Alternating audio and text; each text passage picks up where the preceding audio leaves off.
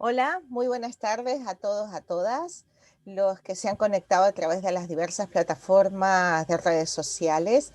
Esta semana, bueno, hemos conmemorado la Semana de la Carrera de Psicología y por eso se han llevado a cabo diversos eventos de charlas de expertos. El día de hoy, viernes 20, en este horario, tenemos una charla que tiene que ver con la bioética. Entonces, tenemos la charla de hoy es Bioética en la responsabilidad social universitaria.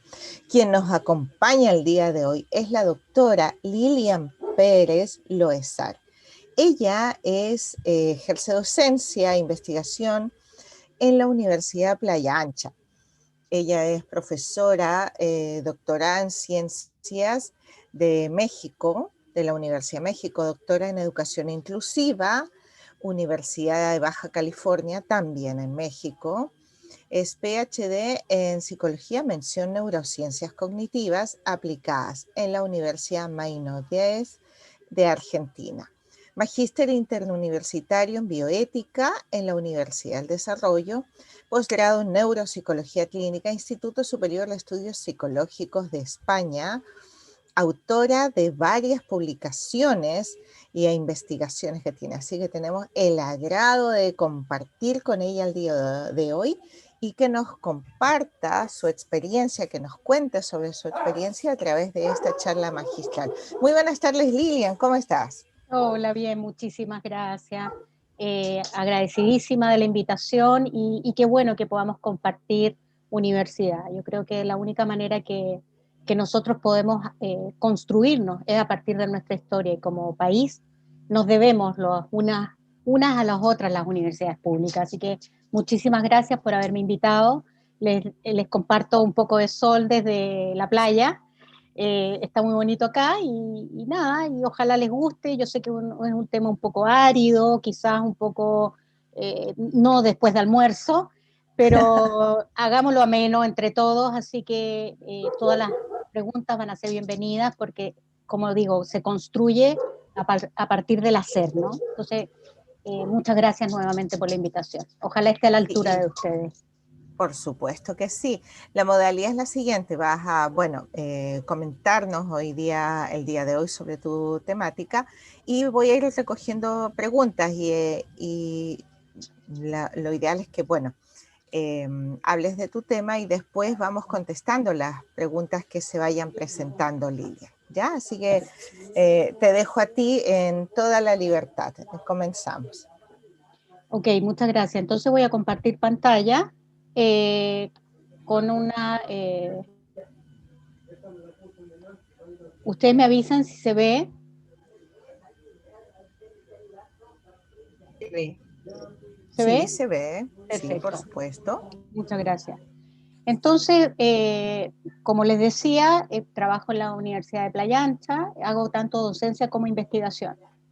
Y hoy voy a hablar justamente de la bioética y la responsabilidad social universitaria. Y llegué a este tema justamente por una investigación que acabo de terminar sobre salud mental y calidad de vida en salud de los estudiantes de primer año de la Facultad de Salud de la Universidad de Playa Ancha. Y entonces una de las cosas que me di cuenta en la investigación de los datos que se arrojaron, ¿no? Es que mucha de la calidad de vida en salud se había empeorado a raíz del ingreso de la universidad, a la universidad, o sea, y por otro lado, también se había bajado el nivel de salud mental producto del desempeño o de las actividades que hacían los estudiantes de primer año de la Facultad de Salud. Entonces, de ahí me hizo sentido y me hizo ruido cuál es la responsabilidad que nosotros como universidad nos convoca, no solamente en el quehacer escolar, de entregar contenido, sino también en nuestra realidad como universidad. Entonces, de ahí que empecé como un poco a navegar en este concepto que a mi juicio está muy ligado, ¿no? En la bioética y la responsabilidad social que le cabe a la universidad en plenitud. Entonces, voy a iniciar la charla mostrando algunos conceptos que tienen que ver con algunas precisiones conceptuales para que podamos entender digamos, un poco eh, lo mismo cuando hablemos de ciertas palabras. el concepto primario, ¿no? Que es el de responsabilidad. Bueno, fundamentalmente quien desarrolla todo este contenido es Jonas, en la cual habla de dos momentos. Originalmente la responsabilidad era considerada como este poder que tenía el ser humano por sobre los recursos, por sobre, a través de la tecnología, la dominación y la destrucción. Y de ahí vemos, lamentablemente, todo lo que hoy día, el cambio climático y todo este tema, obedece justamente a este concepto de la superioridad, entre comillas, del ser humano por sobre lo demás. Entonces la responsabilidad en ese momento era más bien economicista, produzcamos, produzcamos para satisfacer las necesidades del ser humano, y no se pensó en las consecuencias de esas acciones. Y después Jonas plantea otro momento en el cual dice, ojo, esto de la destrucción del ecosistema, esto de traspasar los límites en lo que tenía que ver con el agua, con los recursos naturales, que no son, digamos, infinitos, sino que tienen una capacidad limitada, cómo nos está pasando la cuenta hoy día como sociedad. Entonces él habla ya de una responsabilidad de tomar conciencia en la autonomía de nuestros actos y hacernos cargo de las consecuencias. Por otro lado, el concepto de Gilligan, de Carol Gilligan, que fue alumna de Jonas, dice, sí señor, me parece estupendo que como ser humano usted, desde su individualidad, se haga cargo, pero usted no está solo, somos un colectivo, somos una sociedad que tiene que ser responsable, no solamente por lo que ocurre hoy, sino por lo que va a venir, por sus nietos, por sus bisnietos, por la humanidad completa, ¿qué le vamos a dejar? ¿Qué recurso? ¿Qué tierra, qué planeta le vamos a dejar? Esas preguntas, ¿no? Son como elementos que nos ayudan a entender lo que vamos a ver después, que es la responsabilidad social universitaria. Y otros principios de la bioética que no deben dejar de mirarse desde lo colectivo y desde lo individual. El primero, el concepto de autonomía. Es decir, nosotros como seres humanos somos libres de la toma de decisiones. Sin embargo, en esa toma de decisiones no debemos olvidar que mi libertad termina cuando comienza la del otro. Es decir, todos mis actos necesariamente van a tener consecuencias en un otro.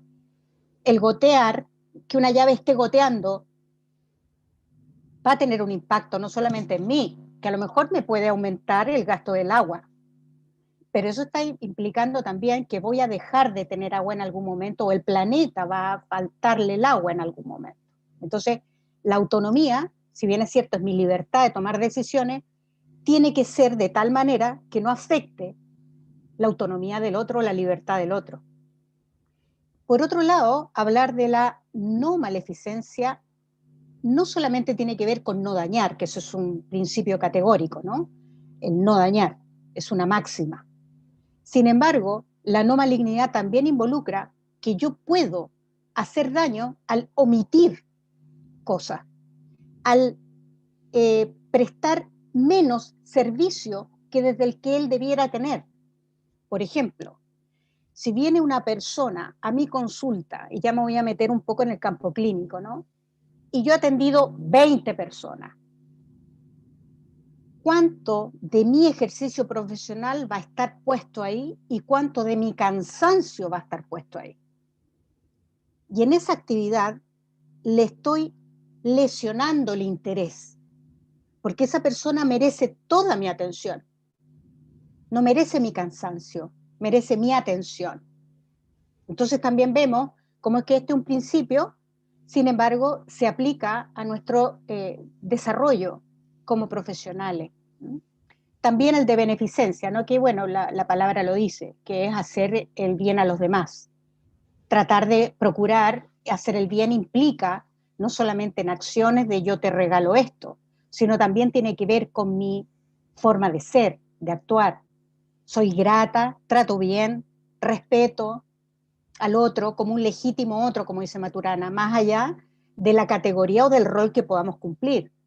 Cuando abro la puerta y me la abre un conserje o me la abre un guardia, le digo buenos días,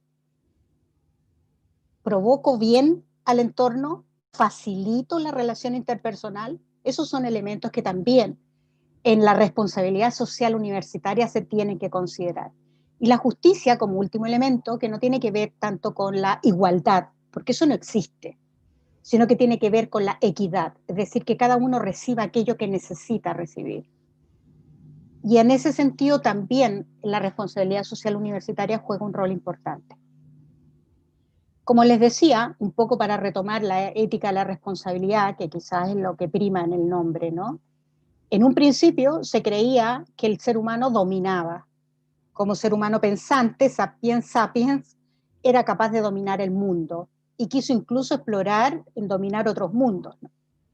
Sin embargo, hoy día nos damos cuenta como un elemento que ocurre en una ciudad en particular, en un momento histórico, puntual, afecta hoy día a toda la humanidad. Por lo tanto, esto nos hace reflexionar sobre cómo mi conducta, por muy mínima que sea, de alguna manera va a afectar a un otro. Y por eso es que hoy día nos vemos con un mundo con coronavirus. Es decir, la mirada puesta de la responsabilidad social universitaria no solamente tiene que ser puesta en mi universidad o en la universidad de la que sea. Estamos hablando del mundo. Tenemos que ser partícipe de la construcción del mundo, no de la destrucción del mundo. ¿Sí? ¿Qué es lo que tenemos que hacer entonces para que como sociedad prosperemos? El primer concepto es el colaboracionismo. Como yo le contaba a Marjorie entre bambalinas, como digo yo trabajo en Cuba también. Si hay algo que reconozco en ese país es la pobreza. Y yo creo que no necesitan ir a Cuba para saber que fuera de los lugares paradisíacos hay mucha pobreza. Y sin embargo, llevan la delantera en muchos conceptos, en muchas investigaciones. ¿Y cuál es la particularidad sin tener medios tecnológicos, con un internet que, Dios mío, se los doy, con escasos recursos, y sin embargo llevan la delantera en muchas investigaciones? ¿Y cuál es el secreto? La colaboración, el trabajo en equipo. Es fundamental, no podemos ya mirarnos como una ser individual. Nosotros somos y existimos a partir de un otro. Nos trajeron al mundo a partir de un otro, pero vivimos en un mundo. Me relaciono con todos, no con uno. No porque yo viva en Chile, no le va a afectar mi actuar a una persona que está en China, si no veamos el coronavirus. Cómo de un lugar que ocurrió se trasladó a todo el mundo. Entonces, para que nosotros como sociedad prosperemos, dejar de mirarnos el ombligo, creernos que somos los superdotados y empezar a mirar alrededor nuestro, que también en colaboración podemos construir este mundo. El segundo elemento tiene que ver con la gestión del conocimiento. ¿Qué significa gestión del conocimiento? Compartirlo. Por ejemplo, invitar a otras personas de otras universidades. Oye, quiero investigar sobre esto. ¿Qué están haciendo ustedes?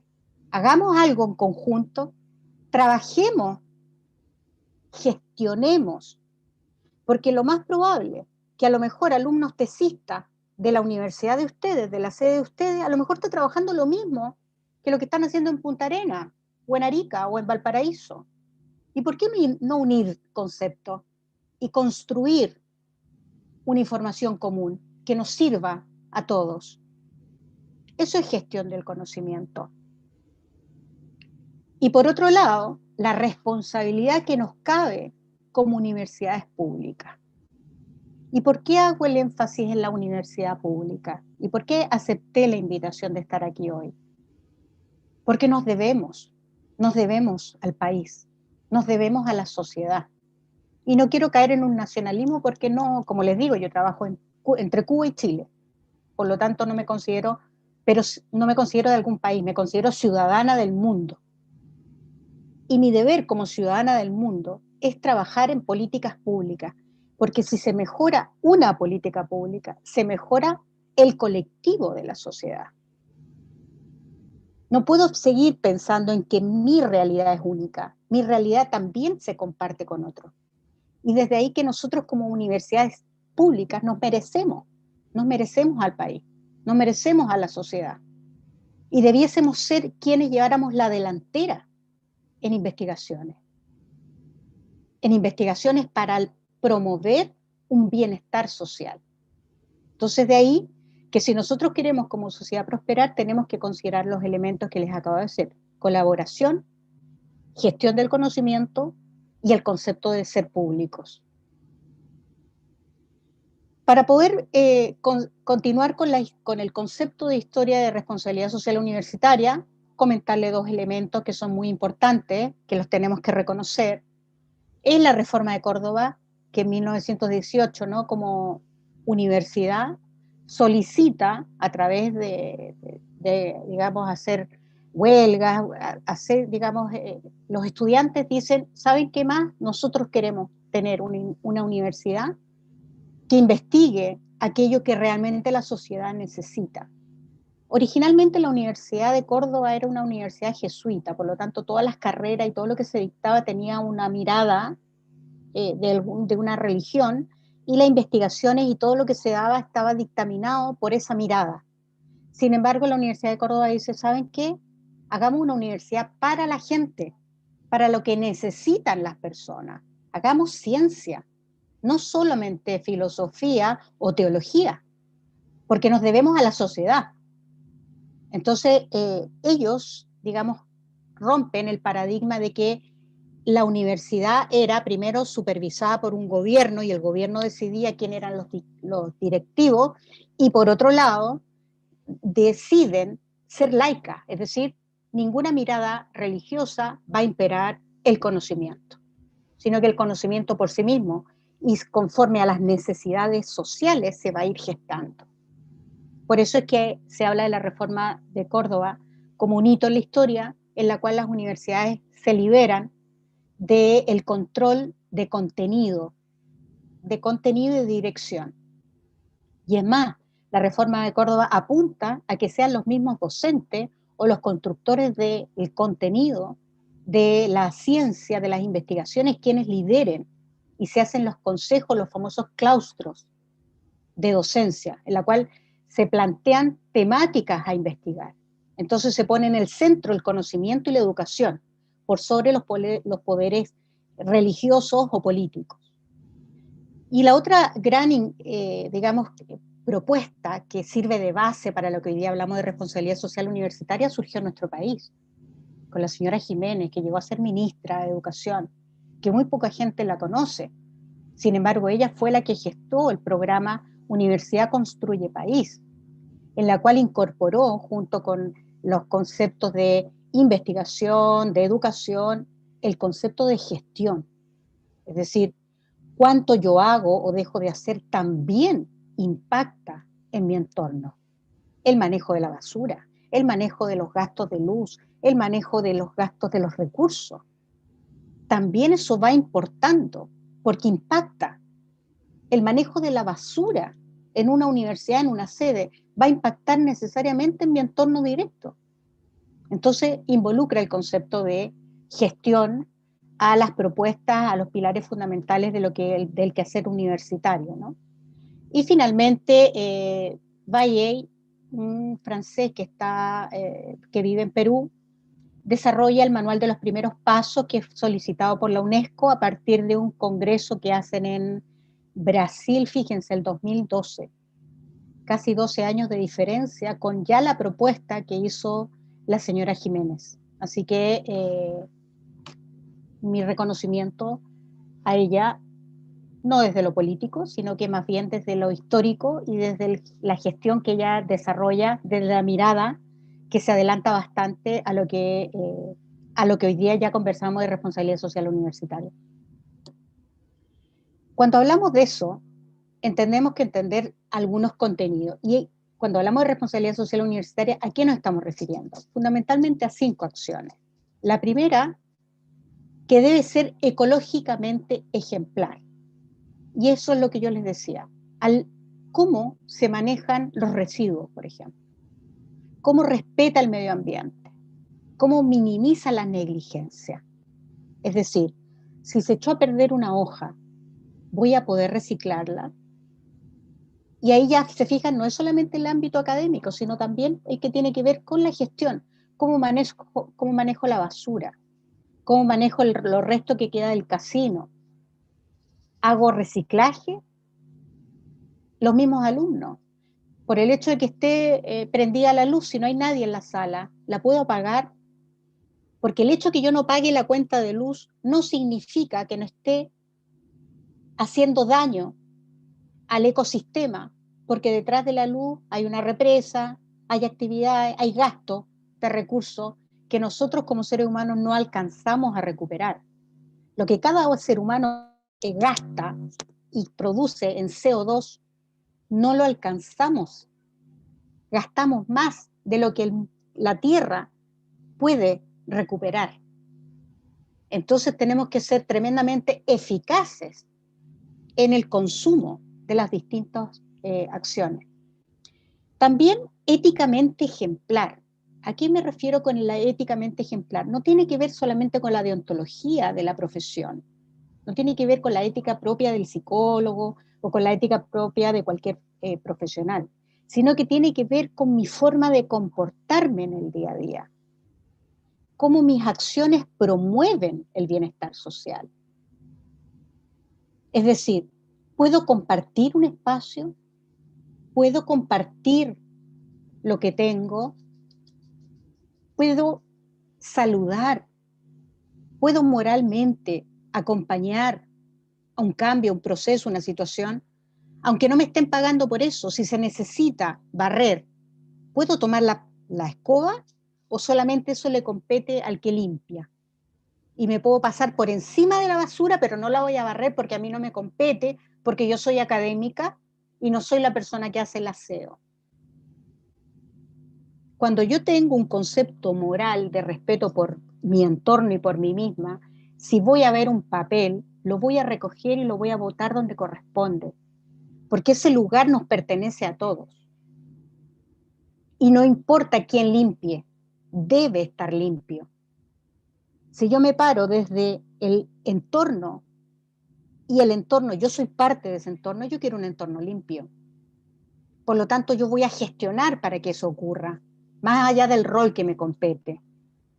Y a eso se refiere con la ética ejemplar, no a la deontología profesional, que eso obviamente se tiene que cumplir. También,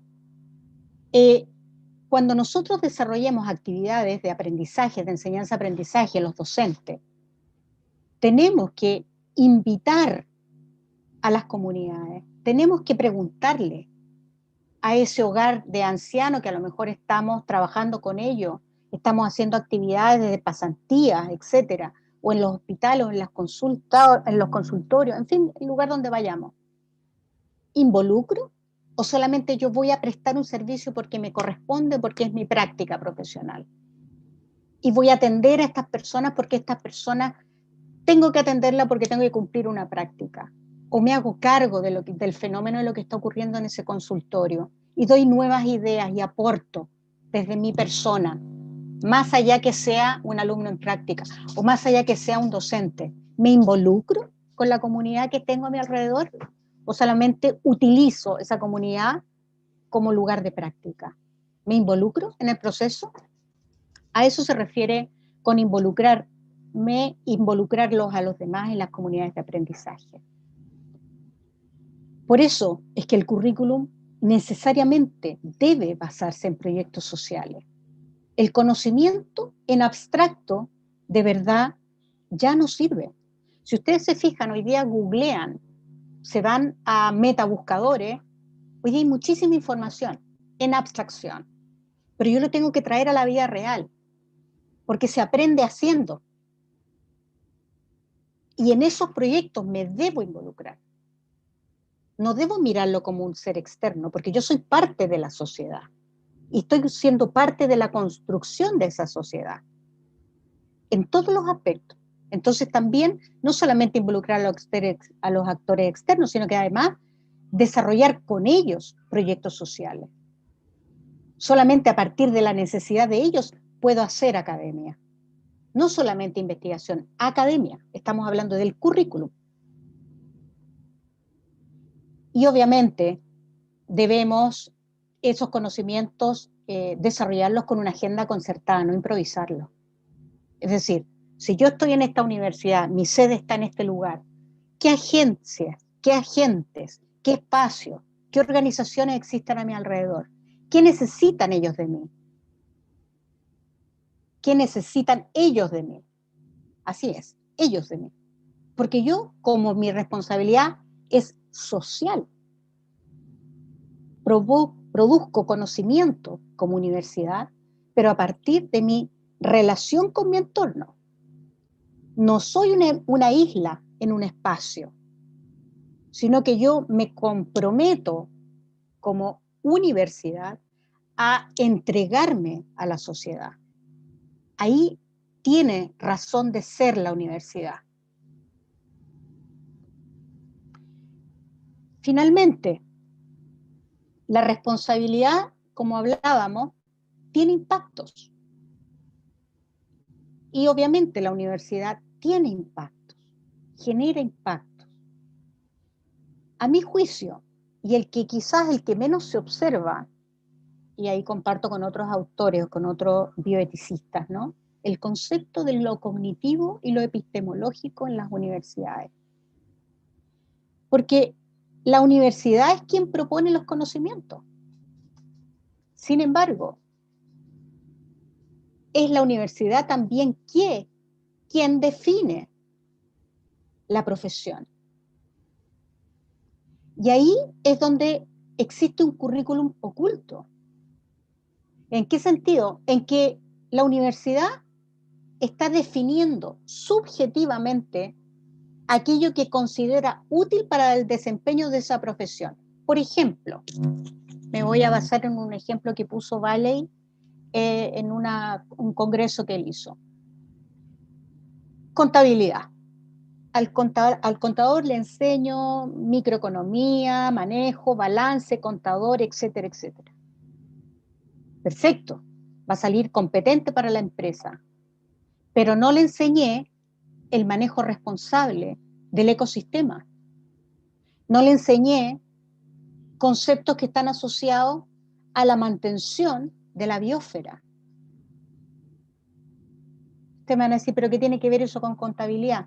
Bueno, el hecho que la persona que se desarrolla en contabilidad también entienda que el gasto que va a ocurrir se pudiera recuperar, se pudiera mejorar o se pudiera hacer más óptimo cuidando los recursos, haciéndole conciencia de que vive en un planeta, quizás ese contador va a llevar esos elementos a la empresa. Entonces le va a decir, mire, ¿sabe qué? En vez de comprar 10 resmas, compre 5. Porque se pueden utilizar las hojas por el otro lado. A lo mejor ocupe un borrador en el computador antes de imprimir. Y esos son elementos que tienen que ver con el cuidado de la biosfera, con el cuidado de los recursos naturales.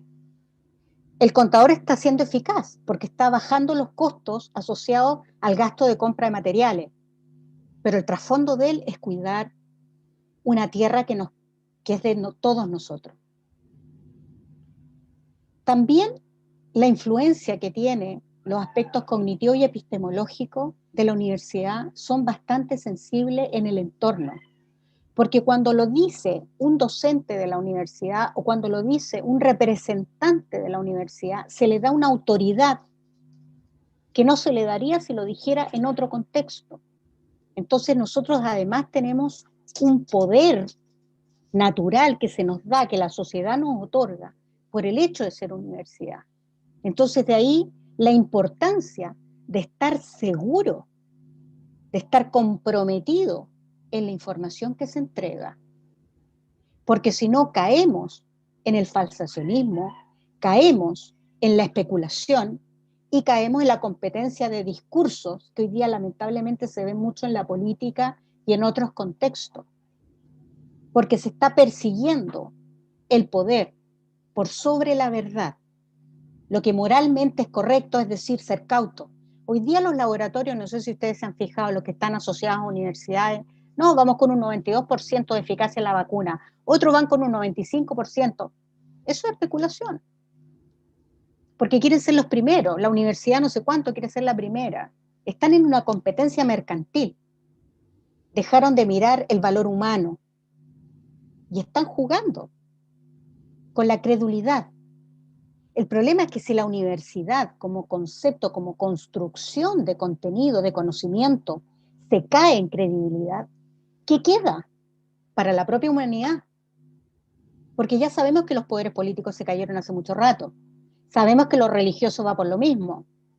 ¿Qué está quedando hoy día? El conocimiento. Y si también se banaliza y también entra en la competencia economicista, vamos a perder a lo único que podemos en este minuto mirar con respeto, que es la ciencia. Por eso es que es muy importante la responsabilidad cuando yo como docente ahora mismo estuve leyendo muchísima información, me preparé para hablar con ustedes, porque ustedes aparte que me merecen respeto, yo estoy como docente dentro de un rol en el que se me asigna competencia. Y qué triste sería que lo que yo entregara no fuera honesto o no fuera fidedigno. Entonces ahí como universidad tenemos una tremenda responsabilidad. Porque como les insisto, las otras organizaciones ya se cayeron o se están cayendo. Lo único que queda, el valor, es la honestidad en el conocimiento. También con relación a bajar la información. No podemos ser la élite de conocimiento, no somos el Olimpo. Tenemos que bajar la información con un lenguaje adecuado, invitar a las organizaciones a que compartan el conocimiento, hacer clases, cursos gratuitos. Nos debemos a la comunidad, porque toda la investigación que existe es gracias a la comunidad, gracias a que un grupo de personas quisieron participar de esa investigación. Si hoy día vamos a tener vacunas con relación al coronavirus, ya que es un tema que se está hablando en todas partes, es gracias a que un grupo de personas participaron en esas investigaciones.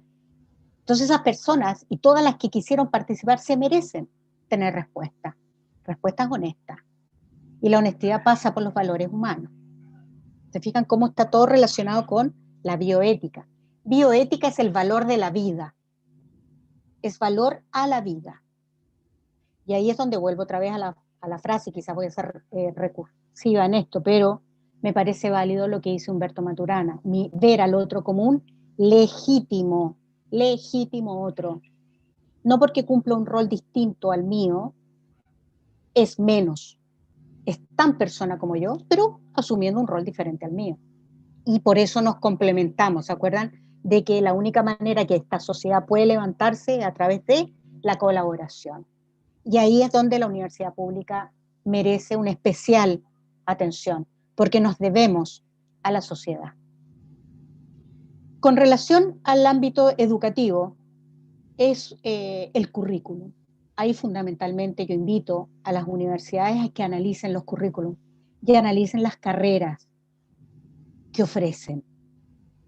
La carrera que se ofrece porque es una necesidad colectiva, es una necesidad de la sociedad, o esa carrera se ofrece porque va a captar más alumnos. Debe ser lo educativo lo que prime en la universidad, no el criterio de captación de matrículas. Y ahí, a pesar de que somos universidad pública, debo reconocer que hay muchas universidades que compiten por la matrícula, no por el sentido de la educación. Y lamentablemente muchas carreras que no están teniendo matrícula se están cerrando, y siendo que son muy importantes para la construcción social de la humanidad. Por ejemplo, las carreras asociadas a la filosofía, a la misma ética, son carreras muy escasas, con muy poco. ¿Por qué? Porque prima el criterio economicista. La gente se matricula en la universidad entendiendo que es un proyecto de vida en el cual también se considera cuánto voy a ganar en este proceso. Entonces, entre ser profesor de filosofía, no desmerezco, todo lo contrario, me encanta la filosofía, y ser profesor a lo mejor de matemática, voy a tener mayor posibilidad de contratación siendo profesor de matemática. Y entonces la universidad, en vista de que no hay matrícula, ¿qué hace? Generalmente cierra la carrera.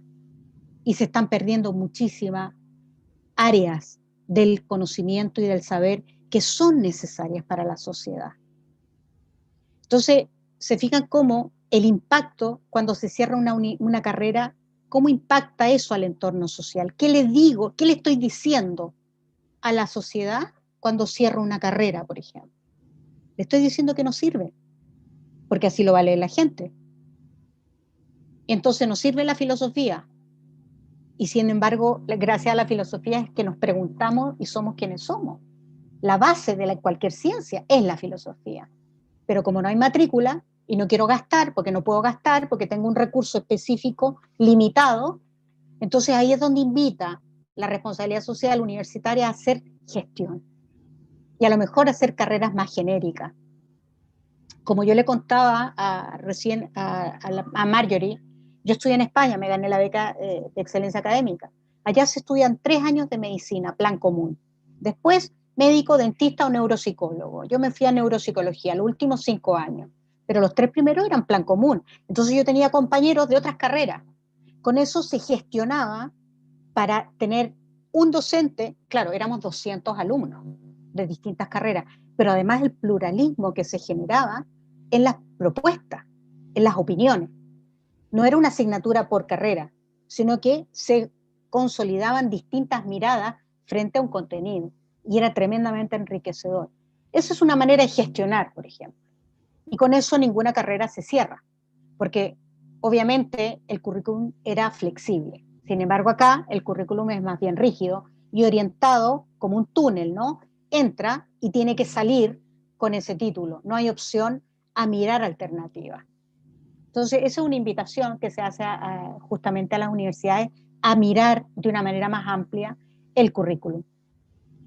Con relación al ambiente, el impacto que genera la universidad en el ambiente, un poco ya lo conversamos, ¿no? El tema de la papelería, el tema del uso de la electricidad, el tema del consumo en los casinos, por ejemplo. ¿Qué se hace con los desechos del casino o del servicio de alimentación?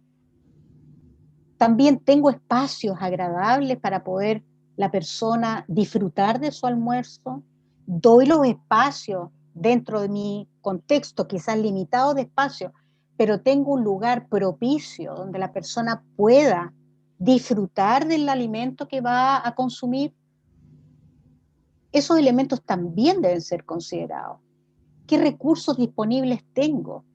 ¿Cómo los estoy racionalizando? ¿Cómo invito a que las personas que quizás no saben manejar los materiales los capacite? Contraté a un grupo de personas para hacer un aseo o externalicé el servicio y contraté personas de afuera. Pero no porque vengan de afuera significa que no pueda ayudarlo a manejar a lo mejor cosas tan básicas como el consumo de los líquidos, por el impacto que ocurre cuando ese líquido se desecha o se bota el resto en el agua. ¿A dónde se recicla? ¿Para dónde va? ¿Tengo recicladores en mi universidad? ¿Tengo discriminado lo que es desechable plástico, de lo que es orgánico, de lo que es no orgánico? Eso también lo debo instalar dentro de la universidad. Por otra parte, la organizacional. Aquí también quiero invitar un poco al concepto de lo que es eh, el clima organizacional. ¿Cuál es la percepción que tienen las personas con relación a su propia organización? Y no me refiero solamente a los administrativos o a los funcionarios o a los docentes, también a los estudiantes, porque también los estudiantes son parte de la organización, son elementos muy importantes.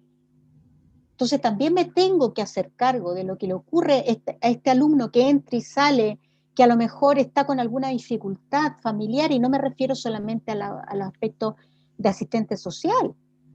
A lo mejor esta persona está viviendo una situación y yo como docente tengo que hacerme cargo de lo que ocurre en la comunidad escolar, sin ser infidente, ni entrar en la especulación o entrar en el conversar por detrás de la persona, pero sí tengo que hacerme presente en las situaciones que están complicando a mi entorno. Llámese funcionario, llámese alumno, llámese lo que sea. Es parte de la organización. Y por lo tanto, lo que le ocurra a él o le ocurra a ella necesariamente me impacta a mí. No me puedo desentender, porque soy un profesor por horas, de lo que ocurre en la organización. Si hay un alumno que no entró a Zoom, que no entró a la clase una semana, no entró 2 semanas, algo pasa. Un mail. A lo mejor, bueno, yo personalmente comparto el WhatsApp con los alumnos, pero puede que no todos les interese hacerlo y está bien. Cada uno aquí es legítimo en cuanto a su manejo de información. Pero si yo me doy cuenta que llevo una semana el alumno sin participar, preguntar, ¿cómo estás? Eso es hacerme cargo de lo que ocurre en la organización. A una secretaria, en una reunión. Eso es hacerme cargo de lo que ocurre a mi alrededor. No es que yo entro y salgo de la organización como que yo fuera un elemento externo. En el momento que yo me involucro porque me contrato o porque quiero participar, porque quiero ser estudiante, soy parte de la organización. Me guste o no, soy parte. Y en la medida que me involucro, voy a poder ser un agente de cambio si es necesario. O voy a poder facilitar gestiones también. Porque si el alumno tiene cercanía, lo más probable es que me informe y pueda a lo mejor conversar con el jefe de carrera, con el coordinador, con los otros codocentes en las reuniones. Oye, ¿sabe qué? Este alumno está viviendo una dificultad, no tengo por qué ser más directa que eso, pero eso me abre para un fin final, ¿no? Que es que los alumnos tengan la mejor calidad de vida en su proceso universitario. Y eso tiene que ver con la manera en cómo me organizo como departamento, cómo me organizo como carrera, cómo me organizo como facultad, finalmente cómo me organizo como universidad. ¿Se fijan que todo va de la mano? Y por eso es que dejé lo social para el final, porque estamos hablando del clima organizacional interno, pero no está aislado, está en un contexto, está con un otro. Y los impactos sociales también repercuten en la universidad. Si ustedes conocen un poco de las revueltas que han habido en Valparaíso, la mayoría surgen desde la Universidad de Playa Ancha. Por lo tanto, también la universidad se ha hecho presente en estos cambios sociales. Y también la universidad tiene que buscar estrategias para dialogar con la sociedad. Por ejemplo, cuando estuvimos en el estallido social, organizaciones, sobre todo en el centro de Valparaíso, para hacerle un contexto geográfico, llegaron a la Facultad de Salud, yo trabajo en la Facultad de Salud y de Ciencias Sociales, 22 horas y 22 horas, y llegaron a la universidad solicitándonos apoyo y contención emocional. Porque la mayoría de los que viven en el centro, en el plan de Valparaíso, es gente mayor, y estaban con crisis de pánico. Piense que vivíamos con lagrimógenas durante muchos meses, todos los días. Entonces, la universidad estaba tomada, por lo tanto, en rigor, los docentes ni siquiera íbamos a cumplir horario. Pero hay una demanda social a la universidad y llegan a la universidad a pedir ayuda. Si somos parte, si nos sentimos parte de la organización, de la sociedad, tenemos que dar respuesta. Y algunos docentes fuimos a trabajar con ellos, relajación, respiración consciente, imaginería y derivaciones a centros hospitalarios en aquellos que tenían ya una sintomatología biológica como trastornos de sueño. Sabemos que en el estrés no solamente hay un tema psicológico, sino también fisiológico. Y las derivaciones, por supuesto, que las pudimos accionar nosotros, porque se supone que llevamos la delantera en el conocimiento. Ellos eran simplemente juntas de vecinos. No le estoy hablando de una, le estoy hablando de varias. También había una organización, una comunidad de sordos ahí. Entonces van a pedirnos ayuda. Y para eso tienen que haber profesionales competentes y capacidad de comunicarse con la diversidad funcional. Entonces, tengo incorporado lengua de señas en los profesionales, tengo incorporado el concepto de inclusión. Esas son preguntas que se deben hacer para ver como organización cómo estamos respondiendo a las demandas que hay en mi entorno directo. Eso con relación al impacto de la universidad. No sé si hay preguntas o llego hasta el final y después, Marjorie, tú me comentas si es que hay preguntas. Y que tenía un problema con el audio, Lili. Ya, hola. Maravilloso, la verdad que estoy anonadada con todo lo que nos estás comentando. Déjame revisar el tema. Eh, Aquí tenemos una, ¿ya? La pregunta dice, ¿cuál es el principal desafío que tenemos como académicos ante el desarrollo de la responsabilidad social? Yo creo que más que del rol de docente, asumir el rol de persona inserta en la sociedad. Porque nosotros cumplimos varios roles, el de ser madre, el rol de apoderado, el rol de docente. Esos son roles asociados a nuestra profesión seguramente. Pero lo primero que tenemos que vernos desde la desnudez humana, sacarnos los roles y decir yo como ser humano, cómo estoy colaborando para hacer de este mundo un mejor mundo. Porque desde ahí, al pararme desde esa mirada, sacarme los roles, voy a poder mirar al otro, insisto, como un legítimo otro. Y por lo tanto voy a llegar saludando, agradeciendo todo lo que se haga para mí. ¿Por qué? Porque en el fondo estoy reconociendo en el otro un valor por sí mismo, que es ser humano.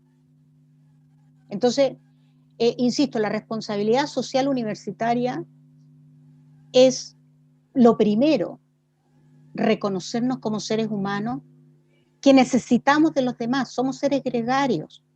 De toda la escala filogenética, el ser humano es el más débil cuando nace.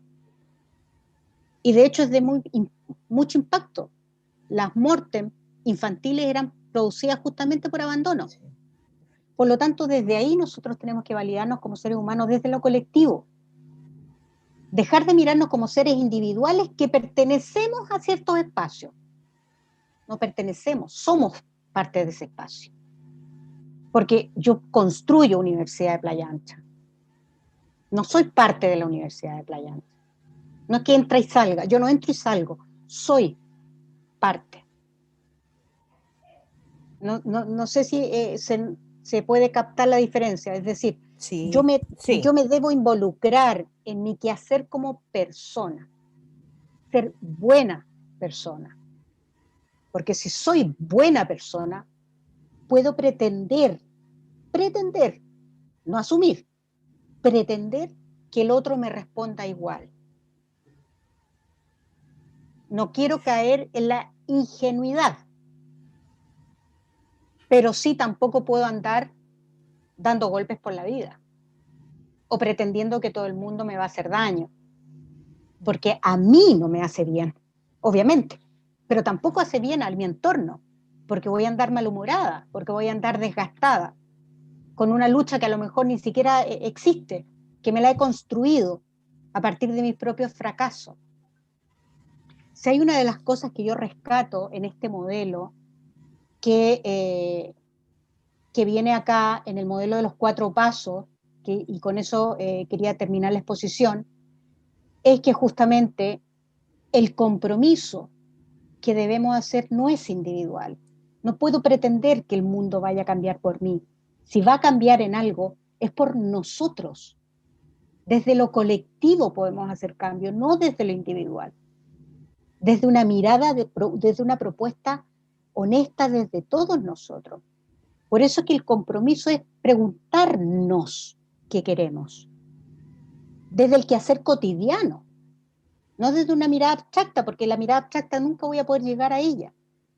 Pero sí, ¿qué estamos haciendo? ¿Qué estamos haciendo? Desde todas las miradas, desde la directiva, desde la jefatura, desde la persona que abre la puerta, desde la persona que hace el aseo en el patio. ¿Qué estamos haciendo? ¿Cómo estamos construyendo universidad? ¿Qué esperamos nosotros de esto que estamos construyendo? Y para eso el segundo paso, que es el autodiagnóstico. El cómo nos vamos a preguntar, cómo nos vamos a mirar. Porque yo soy docente, voy a mirar en menor escala a la persona que hace el aseo. Si yo me paro desde esa asimetría de poder, yo estoy poniendo la distancia. En la colaboración, el trabajo es conjunto.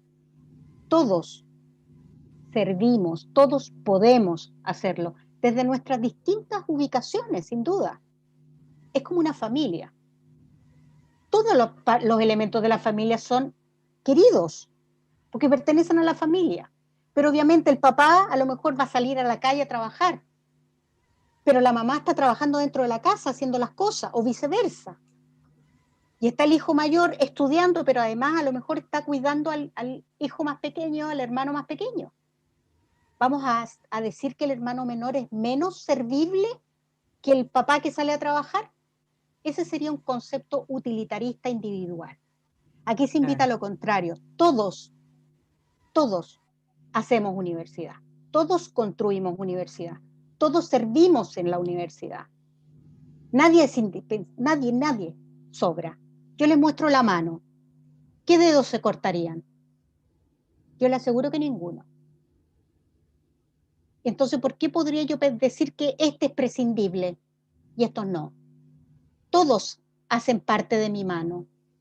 Todos construimos universidad. Y por eso, como dice Valley, cuando vamos analizando qué queremos de universidad, van apareciendo temas contingentes. Por ejemplo, ¿cómo está la discapacidad en mi universidad? ¿Tenemos personas capacitadas para trabajar, para poder comunicarnos en lengua de señas? ¿Tenemos apropiado el espacio para poder desarrollar un diseño universal de aprendizaje donde todos los estilos de aprendizaje quepan en mi programación o en mi desarrollo de la asignatura? ¿O tengo la mirada puesta solamente en una forma? ¿Estoy abriendo el espacio para la diversidad funcional en mi propuesta académica, en mis horas de clase? ¿Introduzco o elaboro propuestas con organizaciones de mi entorno? Y si esas respuestas están sí, no, más o menos, bueno, van a emerger nuevas propuestas. A lo mejor considerar para el próximo semestre un curso lectivo en lengua de señas, por ejemplo. Entonces los profesionales salen, además con la herramienta de comunicación aumentativa, por ejemplo, para la gente, ya no solamente la gente sorda, sino que también la gente con autismo. Y nosotros sabemos que hoy día existe cada vez más sociedad en la cual existen trastornos del espectro autista de alta funcionalidad y que son funcionarios de muchas empresas y trabajan muy bien, pero necesitan comunicación aumentativa. ¿Tenemos? ¿Trabajamos esos contenidos? ¿Por qué? Porque finalmente tenemos que evaluarnos como universidad, cómo lo estamos haciendo. Y tenemos que rendir cuenta qué hemos hecho, cómo hemos mejorado. Ahora, esto no significa poner el error por debajo de la mesa, porque justamente en la medida que yo vea el error o vea dónde debo manejar alguna situación, eso me va a permitir hacer un cambio de mejora. Y la mejora debe ser continua, porque la sociedad es dinámica, la sociedad no es estática, y a lo mejor el conocimiento que hoy día me servía para la carrera de psicología, en 10 años más no va a servir para nada, como decía delante cuando conversábamos con Marjorie. Tenemos que estar en constante actualización, sobre todo en el mundo de la salud, en el mundo de la ciencia, porque vamos avanzando con nuevas tecnologías. A lo mejor hace 10 años atrás, hablar de neuroimágenes a los psicólogos no era tema. No, eso es para los neurólogos, déjenselo a ellos. Yo les digo, hoy día un psicólogo competente debe saber neuroimágenes, debe saber leer un electro, tiene que saber sobre psicotrópicos.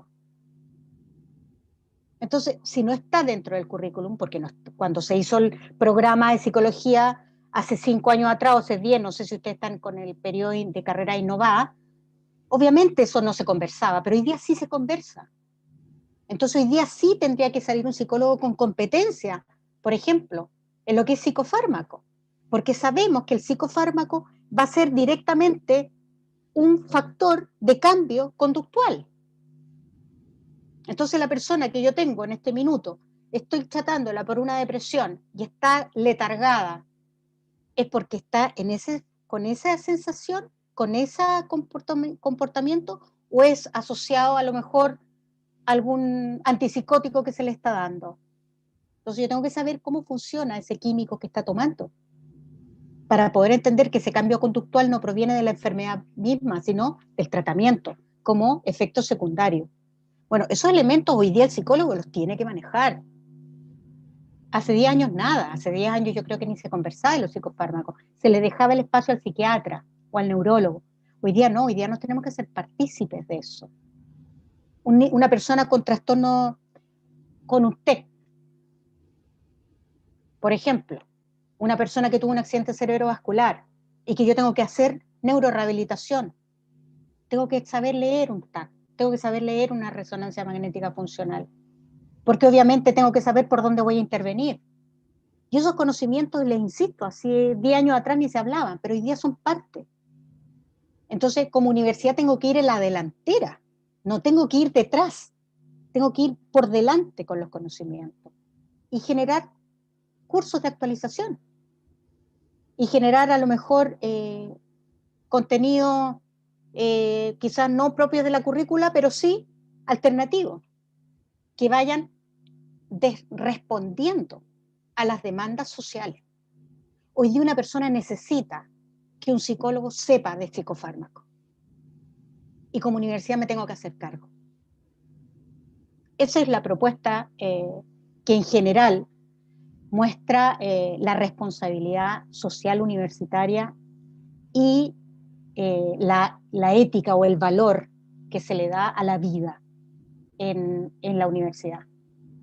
Y esa es como la presentación, no sé, para finalizar este párrafo que dice que es un proyecto.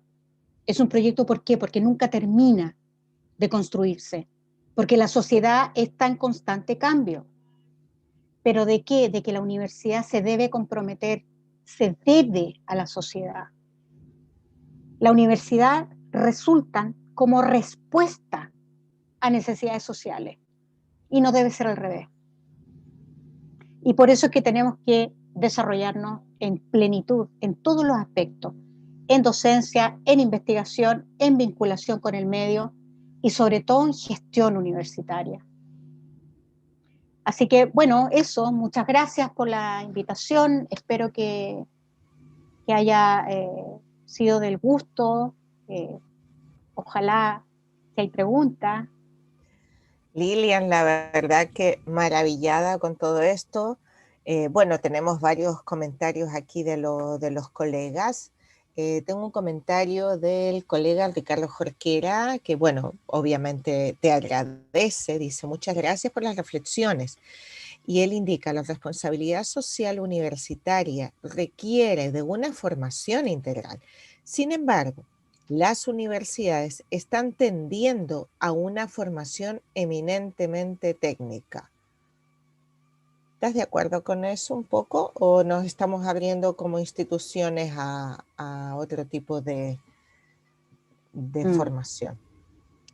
Bueno, justamente por eso es que yo he estado haciendo énfasis al concepto de la universidad pública, ¿no? Porque yo entiendo que las universidades privadas tengan la mirada puesta en lo economicista y no las cuestione porque es su mirada. Y ahí nada que hacer, porque son privadas y no tienen por qué mirarse como que la educación y la economía no puedan ir de la mano.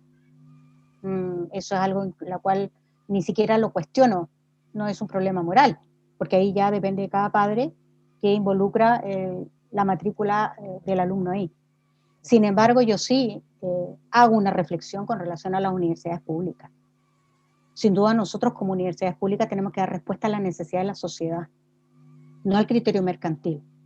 Y tenemos que formar, no tecnificar, y formar personas, y formar ciudadanos que lideren organizaciones, que lideren políticas. Y de ahí, claro, la tecnocracia acá tiene un espacio también, por supuesto. El manejar técnica es importante, sobre todo en este tiempo tan tecnificado, ¿no? De sofisticación, donde hoy día incluso la técnica permite mejorar el manejo de los recursos. Perfecto. Pero como universidades públicas nos debemos a la base de la construcción del conocimiento, dentro de dar respuesta a la sociedad. Recuerden siempre que la universidad viene a dar respuesta a las necesidades sociales. Entonces no puedo, como representante de la universidad social, restarme a las necesidades de origen, valóricas. Recuerden que nosotros somos quienes llevamos la voz del cantante, la voz delantera en cuanto al conocimiento, y sobre todo por el desprestigio de los otros tipos de organizaciones. Las organizaciones mercantiles ni hablar, como están desprestigiadas, las políticas. Sin embargo, nosotros como universidades todavía nos queda algo de respeto, pero el respeto se va a mantener en la medida que seamos honestos, seamos transparentes y no utilitaristas de la sociedad. Y por eso es que tenemos que comprometernos con ellos y preguntar qué necesitan ellos. Más que yo ir con mis 10 alumnos, ya vamos a hacer una práctica y ustedes van a tener que estar aquí 10 semanas con tantos pacientes. Oye, ojo, ¿ellos me necesitan a mí? ¿Necesitan que los invadamos 4 o 5 alumnos con un paciente? ¿Eso nos falta de respeto a la persona? Es que está en el consultorio, entonces me tiene que aguantar, perdón, y el respeto. Y entonces ahí se fijan cómo afloran valores. Y entonces ahí es donde la universidad sí tiene que dar respuesta. Sí tiene que dar respuesta. Y por eso es que tendríamos que tener centros de prácticas gratuitos y atender gente gratis. No puede ser el criterio economicista lo que siempre valide la gestión. Tomando en cuenta eso, Lilian, justamente tenemos una pregunta por acá que dice, ¿cómo has visto tú la respuesta de las universidades ante este contexto de pandemia? Educación online, no presencialidad, ¿cómo ves el tema? ¿Es lo adecuado? ¿Es lo que se viene? ¿Cómo lo ves A tú? ver, yo Solo respuesta nomás. sí, mira, con relación al tema de la presencialidad y no presencialidad, yo creo que nosotros llevamos años en eso, sobre todo los que trabajamos en el área de posgrado. Yo hasta el año pasado dirigía un magíster en neurociencia, en neuropsicología, perdón, clínica en México. Y la mayoría del trabajo se hacía online porque teníamos estudiantes de muchas partes del mundo. En posgrado esto ya estaba funcionando así. Sí. Sin embargo, en pregrado a mí me asiste la duda. ¿Por qué? Porque estamos hablando de otro tipo de desarrollo moral, de desarrollo cerebral. Ya me voy a meter en la neurociencia, no quería entrar en eso, pero me apasiona el tema. Quizás por eso siempre lo encuentro como parte de nosotros, los seres humanos, generalmente tenemos un término de desarrollo cerebral alrededor de los 25 años, ¿no? Y el lóbulo frontal es lo último que se desarrolla, que justamente tiene que ver con la cognición social, con la teoría de mente, percepción social, etc. Entonces el desarrollo moral también van de la mano con ese tipo de elementos. Y de ahí yo siento que la presencialidad o la asistencia más directa con el alumno en los primeros años tiene que ver con que estoy entregándole no solamente contenido curriculares, que por cierto son importantes, sino también lo que hablamos, el currículum oculto, es decir, la predisposición, la relación, la forma en que me vinculo con el alumno, la preocupación que tengo por el alumno, la asistencia concreta que el alumno tiene de ir a acercarse y hablarlo conmigo en forma privada. Eso obviamente se perdió con este tema del coronavirus. No es tan impactante quizás en adultos ya formados. Por eso te digo, en posgrado no es tema. Las personas que trabajamos sabemos que esto existía ya desde antes que ocurriera la pandemia. Pero a mí me preocupa en los primeros años. Como les digo, yo llegué a este tema porque investigué sobre salud mental y calidad de vida en salud en alumnos de primer año de la Facultad de Salud de la Universidad de Playa Ancha. Y me di cuenta que muchos de los problemas de salud mental se les iba deteriorando conforme iban pasando los meses. Y muchos de ellos me narraron, de manera off the record, obviamente, de que era porque se vinculaban de manera inadecuada con el profesor, con el docente. Y de ahí la responsabilidad que el docente tiene, ¿no? Como para para este tema de cómo yo abordo este contenido que es nuevo, primer año, universidad, y cómo me relaciono en el tú a tú con el alumno, esa parte enriquecedora humana se pierde por esta vía, sin duda. Entonces, mi preocupación está con relación a los primeros años, que además ellos están generando rutinas. Rutinas me refiero un horario para levantarse, un horario para acudir a la universidad, un horario lectivo, con un horario... O sea, hay una serie de conductas nuevas en un alumno de primer año, segundo año, y que tiene que incorporarse a esas conductas que son nuevas. Entonces, ahí es donde yo siento que puede ocurrir mayor lesión, porque el alumno que no ingresa, prende la cámara y apaga todo, aparentemente está asistiendo, pero no sabemos realmente cuánto le impactó la clase. Perdemos esta relación humana a través de estos medios.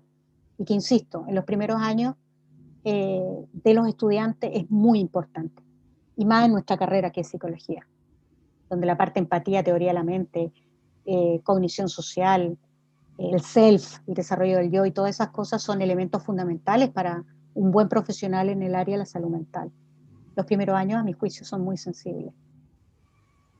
Pero es Por lo que hay. supuesto que sí. Es, es lo que está dado en este momento. Tenemos otro comentario acá, Lilian. Dice, la universidad debe ser parte del desarrollo local de los territorios desde una visión holística por el bienestar de todos, que concuerda con lo que justamente tú nos estás comentando.